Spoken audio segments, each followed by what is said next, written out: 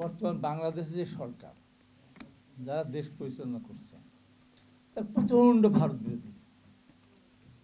ভারতের কথা কোনো না কোনোভাবে যদি বিএনপি বলে যে পার্শ্ববর্তী দেশের সঙ্গে বা আমাদের প্রতিবেশী দেশের সঙ্গে আমাদের সম্পর্ক আমরা ভালো রাখতে চাই, বিএনপিকে পারলে মনে হচ্ছে আগুনের ভিতর দিয়ে পুড়িয়ে মারে।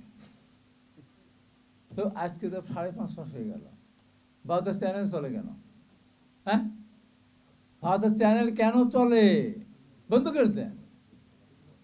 ভারতের চ্যানেল চালাবেন, সব করবেন, আর বিএনপি যদি বলে, বিএনপির দায়িত্বশীল দল হিসাবে বিএনপি তো আর বলবেন এইভাবে ভারতের সঙ্গে যুদ্ধ করতে চাই। বিএনপি বলতে চায় ভারতের সাথে যুদ্ধ করতে চায় না, ভারতের সাথে বন্ধুত্ব করতেও চায় না, ভারতের সাথে শত্রুতা করতেও চায় না। বিএনপি ভারতের সাথে চোখে চোখ রেখে কথা বলতে চায়, মাথা উঁচু করে কথা বলতে চায়, নমো নমো করে না। তো বিএনপি অতীতে প্রমাণ করেছে, শহীদ রাষ্ট্রপতি জিয়া রহমান অতীতে প্রমাণ করেছেন যে বাংলাদেশ আয়তন এবং লোকসংখ্যার দিক থেকে ভারতের তুলনায় ক্ষুদ্র হলেও বাংলাদেশ তার মাথা উঁচু করে চলতে চায়। সেটা শহীদ রাষ্ট্রপতি জিয়া রহমান প্রমাণ করেছেন, দেশনেত্রী বেগম খালেদা জিয়া প্রমাণ করেছেন। আগামী দিনে আমাদের দলের ভারপ্রাপ্ত চেয়ারম্যান জনাব তারেক রহমান আল্লাহ রহমতে রাষ্ট্রীয় ক্ষমতা আসলে সেটা প্রমাণ করবেন। আমাদের সমস্যাটা কোন জায়গায়? ভারত আমাদের পাশে প্রতিবেশী। আমরা তো একটা কথা সবাই বলি, প্রতিবেশী তো আর বদলানো যাবে না, প্রতিবেশীর আচরণ বদলানো যাবে, বদলানো যায় অনেক সময়।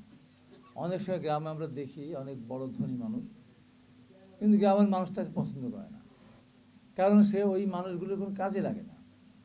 গরিব মানুষ, তার বাড়ি গাড়ি আছে, সব কিছু আছে, গরিব মানুষ যদি অসুস্থ হয়ে যায় তাকে হাসপাতালে নেওয়ার জন্য তার গাড়িটা ব্যবহার করতে দেয় না। অথবা গরিব মানুষ যখন বিপদে পড়ে, তার সন্তানের যদি বেতন দিতে না পারে, ফর্ম করতে না পারে, তাহলে তার কাছে গেলে সে সহযোগিতা করে না, যে কারণে মানুষ ওই বড় লোককে পছন্দ করে না। আজকে ভারতের অবস্থা কি?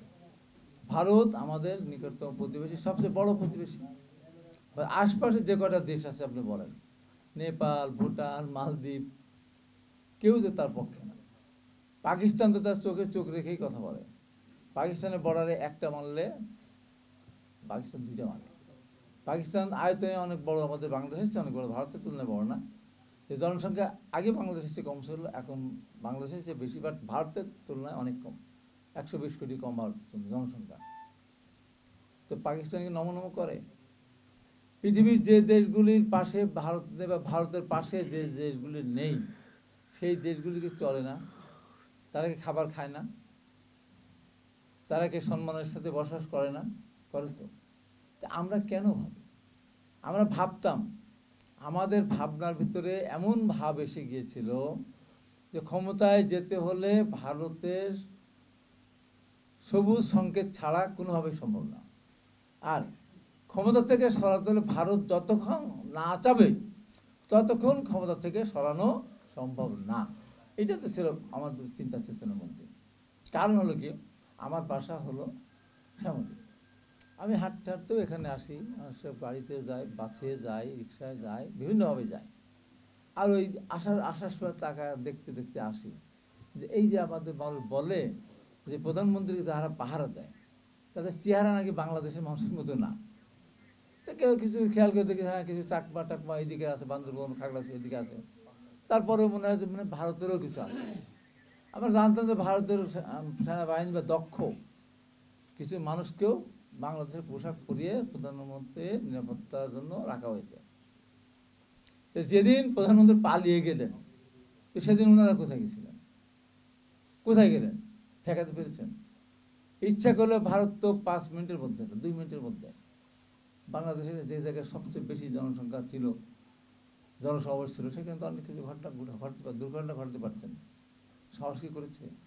করেনি। কারণ মানুষ হয়ে গেছে বিক্ষুব্ধ। বিগত সরকার এত অত্যাচার নির্যাতন করেছিল যে বাংলাদেশের মানুষগুলো অতিষ্ঠ হয়ে গেছে বিগত সরকারের বিরুদ্ধে। তাই ভারতকে তো ভাবতে হবে। আমি কিন্তু অনেক আগেও বলেছি, আমি এখনো বলি, বারবার বলবো, সেটা ভারতকে ভয় পাওয়ার কিছু নেই। ভারত আমাদেরকে ভয় পাবে, আমরা ভারতকে ভয় পাবো কেন? কারণ হলো এই, আমাদের ভৌগোলিক অবস্থান আমরা বলি যে আমাদের 3 পাশে ভারত, আর এক পাশে বঙ্গোপসাগর। আমাদের 4 পাশ দিয়ে ভারত ধরতে গেলে তার আমাদের তো ভারতের বিরুদ্ধে কথার সুযোগ নাই।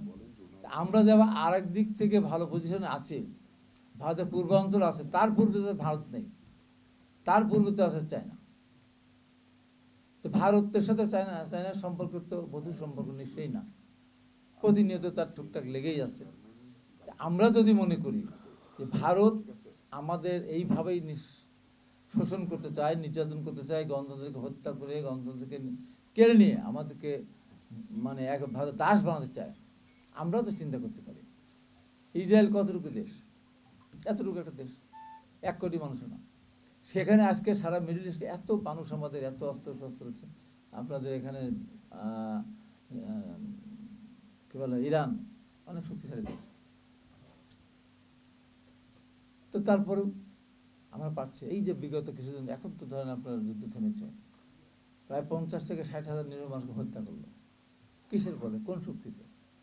নিশ্চয়ই বাইরে তার শক্তি ছিল, আমেরিকা তাকে সাপোর্ট দিয়েছে, যে কারণে হত্যাকাণ্ড সংঘটিত করতে পারলো। পৃথিবীর কোন দেশ কিছুই করতে পারলো না। আমরাও তো, ইন্ডিয়া মানে কি সব? ইন্ডিয়া মানে কি ভারত মানে কি বাংলা পৃথিবী? নিশ্চয়ই না। ভারতের 150 কোটি বন্ধু, এখন চায়নার চেয়ে ভারতের লোকসংখ্যা বেশি হতে যাচ্ছে, চায়নার জনসংখ্যা কমে যাচ্ছে আর ভারতে বৃদ্ধি পাচ্ছে। ভারতকে ভেটে পড়ার দেশ, জনসংখ্যা দিকে সব হয়।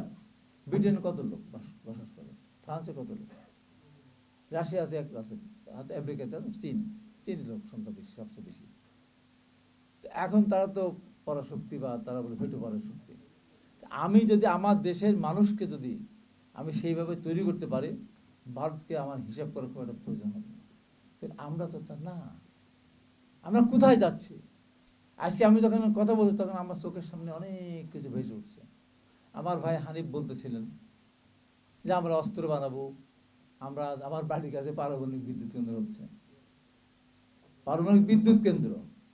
এখন কবে বোমা বানাবো, পদ্মার ইলিশ দিয়ে বোমা বানাবো, না চলন মিলের টায়ার টাকি সরু দিয়ে বোমা বানাবো, জানি না, তবে হচ্ছে তো। এখন কথা হলো যে পৃথিবী কিন্তু প্রযুক্তির দিক থেকে যারা এগিয়ে, তারাই বুদ্ধির দিক থেকে যারা এগিয়ে, তারাই শ্রেষ্ঠ। এই বাংলাদেশের প্রায় ধরেন 1 কোটির উপর মানুষ বিদেশে থাকে, কয় টাকা পাঠায়? আর ভারতের কিছু কয়েক লক্ষ মানুষ বাংলাদেশে আছে, তার অনেক টাকা তার পাঠায়, কারণ তার বুদ্ধি দিয়ে তারা আমাদের এখান থেকে অর্থগুলো লুট করে নিয়ে যায়। আমরা আমাদের লোকজনকে বেকার রাখি, অথচ ভারতের লোকজনকে দিয়ে আপনার কাজ করেন। আমি বলবো, আমরা আমাদের বাংলাদেশের একটা লোক তো ভারতে চাকরি করে না, করে? করে? একজনও করে না। তো ভারতের লোক আমার এখানে চাকরি করবে কেন? আমরা বিদায় করে দেবো। তাদের 3rd হাইয়েস্ট রেমিটেন্স মানে বাংলাদেশ থেকে যায়। ভারতের পেঁয়াজ আমরা খাবো না। বিগত স্বরাজের প্রধানমন্ত্রীর মধ্যে বলবো কাঁঠাল দিয়ে বার্গার খাবো, তারপর কি মিষ্টি কুমড়া দিয়ে ইয়ে খাবো, পেঁয়াজও খাবো, হ্যাঁ, বেগুনি খাবো। তা আমার বলে খাবো না পেঁয়াজ, একটা পেঁয়াজ খাবো, 3টা পেঁয়াজ খেতে মানে একটা পেঁয়াজ খাবো। আমাদের বাংলাদেশকে যদি আমরা সঠিকভাবে পরিচালিত করতে পারি, আমাদের বাংলাদেশের পেঁয়াজ তো আমরা এমনি, আমরা কিন্তু স্বয়ংসম্পূর্ণ, শুধু সংরক্ষণ করতে পারি না, মৌসুমে দাম কম বলে আমরা পেঁয়াজ ইম্পোর্ট করতে বাধ্য হই, কিন্তু সংরক্ষণ করতে পেঁয়াজ আমরা পারি, রসুন আমরা পারি, আদা পারি, আমাদের আলু তো আছে, অনেক জিনিসই আছে। ভারত যত কথা বলে, ভারত আমাদের দুঃসময় তো কাছে আসে না, যখন দুঃসময় আসে তখন মুখ ফিরায় না, চাল দেয় না, তারপর পেঁয়াজ দেয় না, পানি দেয় না। পানি দেয় না কি বলছেন? বেশি পানি দেয়, বর্ষার সময় দেয় নাকি? ওটা হিসাব করে গড় করবেন আপনি, গড় হিসাব করুন। ভারত আমাদের অনেক পানি দেয়। শুষ্ক মৌসুমে আপনাদের একটু ভালোভাবে চলাচল করার জন্য পানিটা দেয় না, ওরা আপনাদের স্বার্থেই দেয় না। আর বর্ষার সময় মাছ খাওয়ার জন্য পানি বেশি দেয়। এই যে কথাগুলি আমি বললাম, কষ্ট লাগে তো। ভারত আমাদের স্বাধীনতা যুদ্ধের সময় আমাদের সহায়তা করেছে, আমরা বলি কেন করেছে, আজকে তো প্রশ্ন আসছে। ভারত যদি সেদিন বাংলাদেশকে, হ্যাঁ আমরা বিপদে পড়েছিলাম, এটাও ঠিক, পাকিস্তানের বোকা গাধাদের জন্য আমরাও বিপদে পড়েছিলাম, আমরা গিয়েছিলাম ভারতে, এটাও ঠিক, কিন্তু ভারতে তো লাভ কত। আজকে যদি পূর্ব পাকিস্তান আর পশ্চিমে এক থাকতো, তাহলে ভারত আজকে কাঁপতো না। ভারত মনে করি পাকিস্তানের পেটের মধ্যে আমি আছি। তো ভারত সেদিন তার স্বার্থে সে আমাদের সহায়তা করেছে, আমাদের সেদিন প্রয়োজন ছিল। ভারত যদি প্রকৃত বন্ধুই হতো আমাদের, ভালোই যদি চাইতো তারা, তাহলে এখন তো এই ব্যবহার তারা আমার করতো না। একটা দেশ কোনদিন একটা ব্যক্তির সাথে সম্পর্ক করে? একটা দলের সাথেও না, একটা ব্যক্তির সঙ্গে সম্পর্ক করে। বাংলাদেশের সরকার পতন হলো, শেখ হাসিনার সরকার পতন হলো, ভারতের কি? ভারতের কি তাতে? ভারত এই সরকার চলে গেছে, আরেক সরকার তার সাথে তারা সম্পর্ক করবে, কিন্তু দেখা যায় না। ভারতের শেখ হাসিনা হলো, তার পরিচয় হলো শেখ হাসিনা, পতন হলো ভারতে। আমি ছোট্ট গল্প বলে শেষ করি। আমার ওখানে একজন মেম্বার দাঁড়াইছিল, দুজন নামে হারজুদ্দিন। তো এক হারজুদ্দিন হেরে গেছে, মেম্বার দাঁড়ায়, আর এক হারজুদ্দিনের বাড়ির যে কামলা, তো বলতেছে চাচামি কি, ওই যে চাচামি যখন হেরে গেল তখন আমার মানিক আটকে গেল। এই বেহুদা, আমার হলো দোস্ত হারলো, তো তোর মানি আটকালো কেন? তো পতন হলো শেখ হাসিনা, ভারতের কি হলো বলেন তো? এই যে আজকে নিয়ে গিয়ে তাকে প্রধানমন্ত্রী হিসাবে তাকে লালন পালন করতে, এটা কি ঠিক? মোটেই ঠিক না।